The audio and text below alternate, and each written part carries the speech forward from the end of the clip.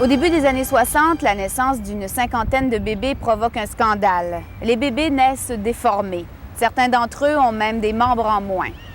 La cause de cette catastrophe, un médicament, la thalidomide. Aux États-Unis, là où il est fabriqué, ce médicament est interdit.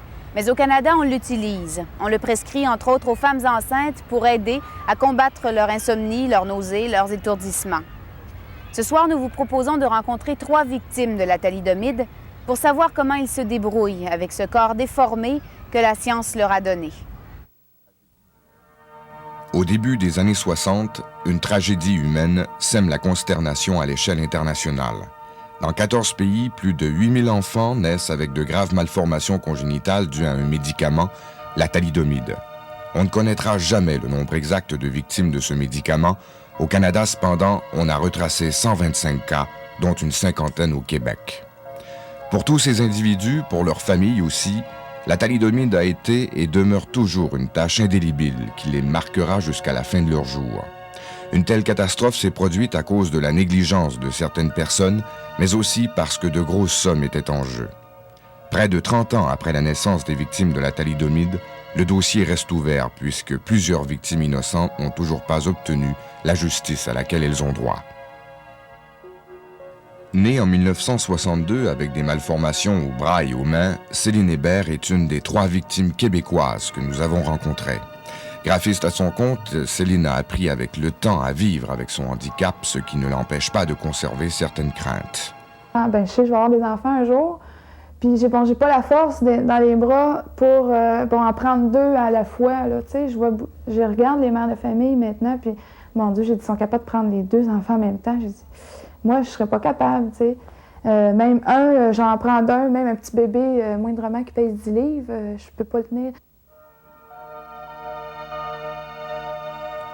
Louise Desrochers a 25 ans. Elle est née avec un avant-bras en moins.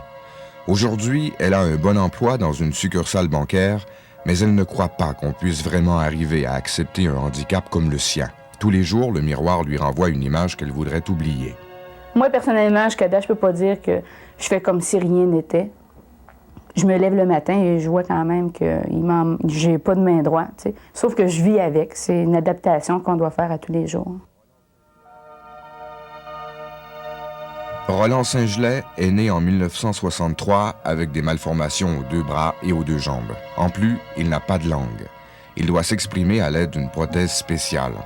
Malgré tout, Roland est le plus optimiste de tous ceux que nous avons rencontrés.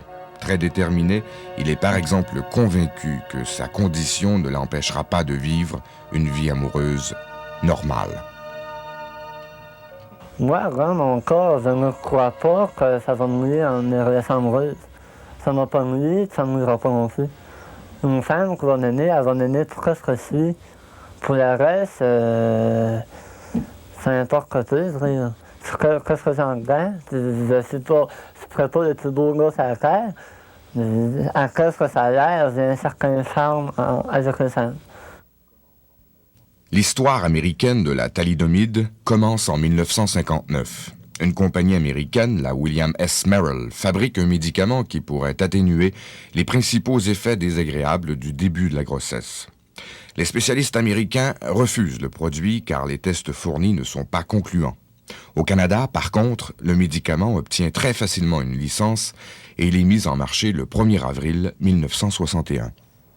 Depuis le début des années 70, maître Pierre Marois, ex-ministre du Parti québécois, est mêlé de très près à ce dossier. Il a représenté 43 des 50 victimes québécoises de la thalidomide.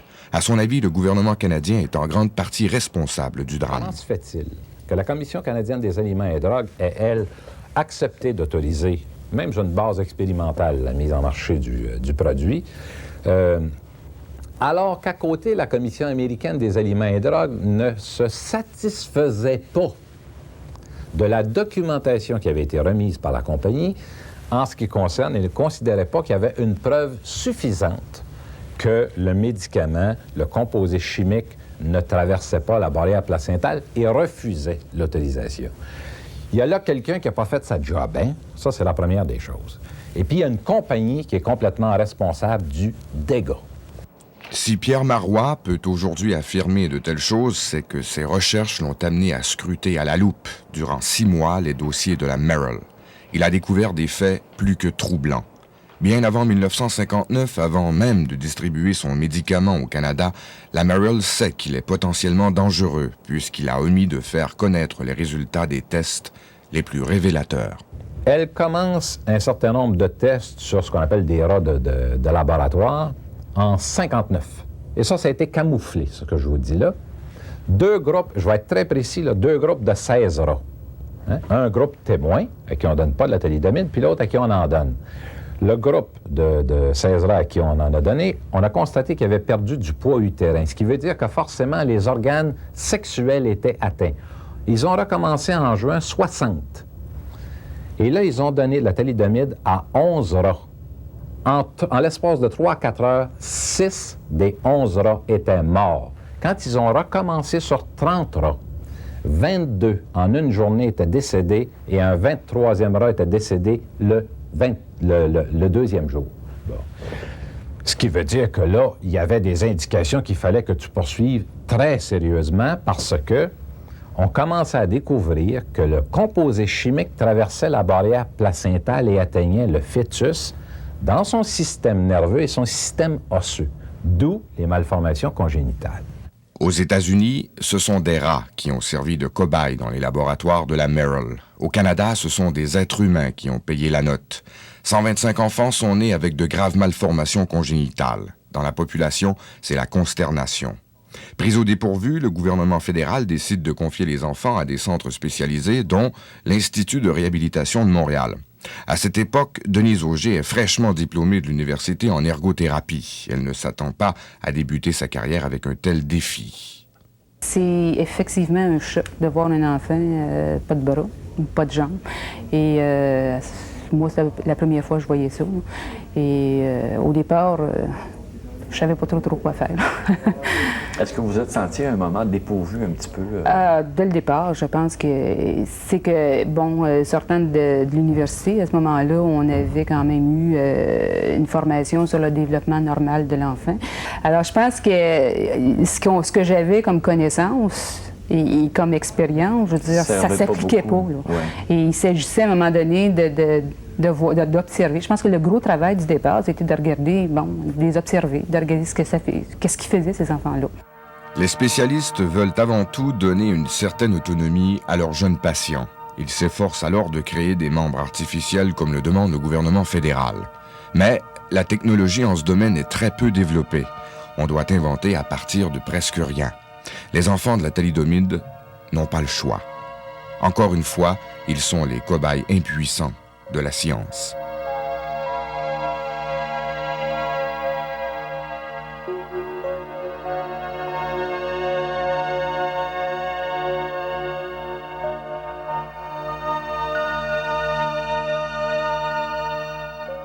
Pendant qu'au Canada, on tente de réparer les pots cassés, aux États-Unis, on reconnaît la rigueur et surtout le courage du Dr. Frances Kelsey.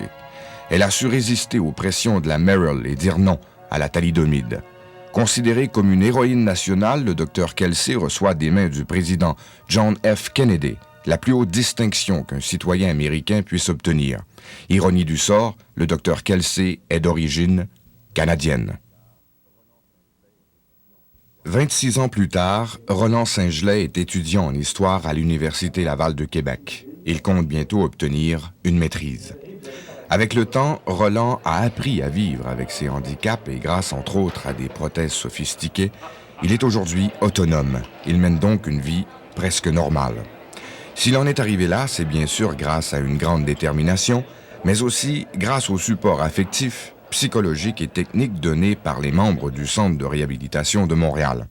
Roland est originaire de Sept-Îles et très jeune, il doit effectuer de nombreux séjours à l'Institut pour apprendre à se servir adéquatement de ces indispensables prothèses qui lui permettent de marcher, manger et s'amuser comme tous les enfants de son âge. Heureusement, Roland est doté d'un tempérament très positif, ce qui l'amène très jeune à surmonter tous les obstacles. Denise Auger se souvient de lui comme d'un enfant enjoué et très déterminé. Souvent, on l'appelait le premier ministre parce que c'était un enfant qui était, bout en train, qui était toujours de bonne humeur. Et je pense que c'était possiblement le cas type des enfants pas affectés du tout par ce qui lui arrivait. Il a été appareillé assez tôt. Et les prothèses se sont finalement intégrées aux gestes quotidiens. Roland, quand il nous parlait, se grattait la tête avec son crochet, allait nous frapper, comme finalement on va donner une tape sur l'épaule à quelqu'un, faisait la même chose avec sa prothèse.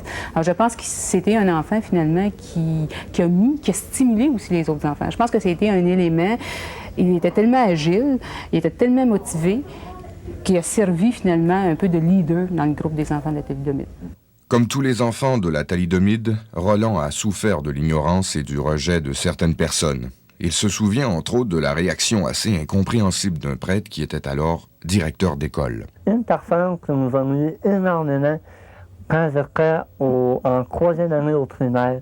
Il y a un directeur d'école qui m'a carrément refusé. Ah oui. Carrément, là, il faisait dans un disait Roland, on peut pas laisser truquer par rapport qu'il va faire aux enfants. Quand nous sommes revenus chez moi, quand on m'a refusé, ma mère, c'est la première fois là, que j'en voyais vraiment Mme Leca fâchée et désespérée. Céline Hébert a connu elle aussi des moments difficiles. Dans sa jeunesse, elle se souvient d'avoir été très agressive dans ses relations avec sa mère. Et puis, il y a eu la période de l'adolescence, la période où l'on veut plaire à tout prix, où l'apparence physique revêt une importance capitale. C'est surtout la période avec les garçons, là, tu sais. C'est toujours quand... surtout que vers l'âge de 11-12 ans, je commençais à les regarder un petit peu. Là. Bon, c'était pas si pire, mais surtout vers 14-15 ans, là, quand tu vois que tes copines on commence à avoir des petits copains, puis là, tu vois, ben moi, j'en avais pas, puis c'est par rapport à ça. Pourtant, je suis très sociable. J'allais dans les danses, les petites danses d'école, puis tout ça, mais c'était très rare que je me faisais demander à danser. Puis c'était arrivé une couple de fois aussi que je me faisais niaiser, là, entre guillemets. Louise Desrochers a vécu, comme Céline, certains problèmes avec les garçons. Elle a parfois eu très mal. Lors de son arrivée à Montréal, elle s'est vraiment rendue compte qu'elle était différente des autres. Je me suis cachée, ça a duré quand même de bonnes années, peut-être dû au fait où est-ce qu'on demeurait à Malartic, en Abitibi. On était dans un petit secteur fermé. Pour moi, il n'y avait pas de différence. Je me suis comme pas aperçue jeune que j'avais une différence par rapport aux autres enfants. Sauf que quand je suis déménagée ici vers Montréal, ça a donné comme un grand coup.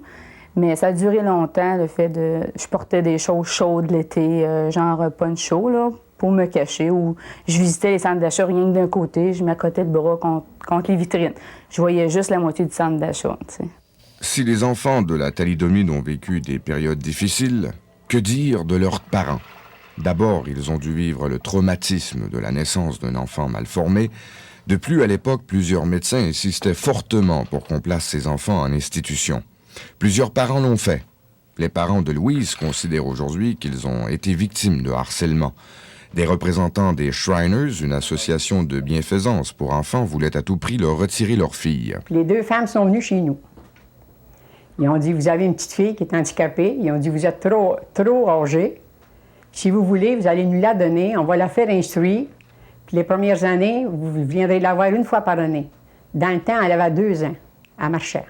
Ils voulaient absolument vous retirer Louise, finalement. Oui, ils voulaient. Puis ils ont dit, on va y faire poser une belle prothèse. Puis j'ai dit, je ne pourrais pas avoir. Ils ont dit non. Là, pour les premières années, vous viendrez avoir une fois. Ça m'a assez fatiguée, là. Ah, oui, qu'on a eu pour 4-5 ans, là, je pensais qu'à ça. Les gens avaient peu de moyens, pas de connaissances, pas d'informations, de sorte que la première réaction, et qui reste d'une façon durable, c'est à peu près extrêmement difficile de s'en défaire, c'est un sentiment profond de culpabilité.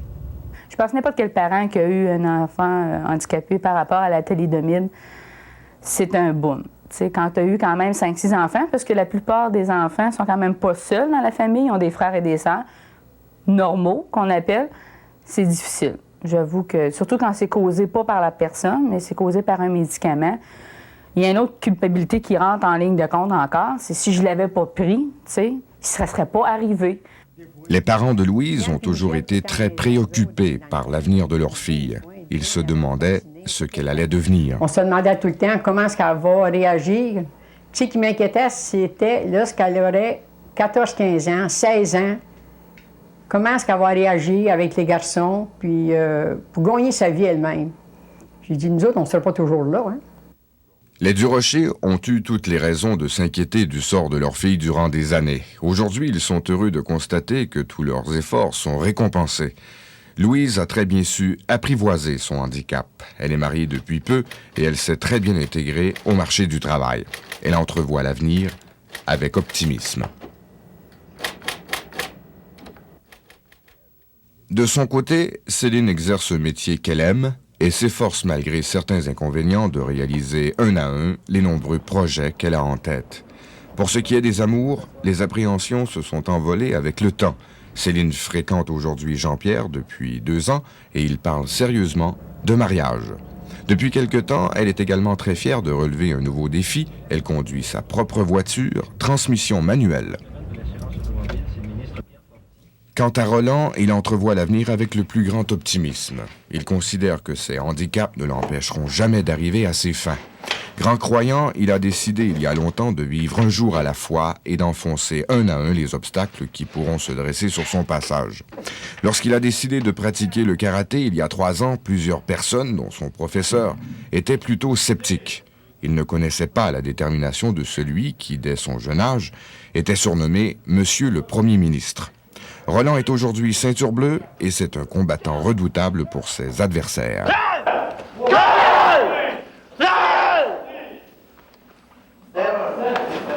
Ceux qu'on a appelés les enfants de la thalidomide sont aujourd'hui de jeunes adultes. Si la plupart d'entre eux peuvent vivre presque normalement, c'est que Maître Marois a réussi, en collaboration avec un confrère américain, Maître Rains, à les faire indemniser adéquatement. En fait, 90% des victimes de la thalidomide ont reçu de bonnes sommes d'argent du gouvernement. À jour, cependant, 10% des victimes québécoises n'ont toujours pas obtenu justice. Et la situation est bien pire au Canada anglais. Pourquoi?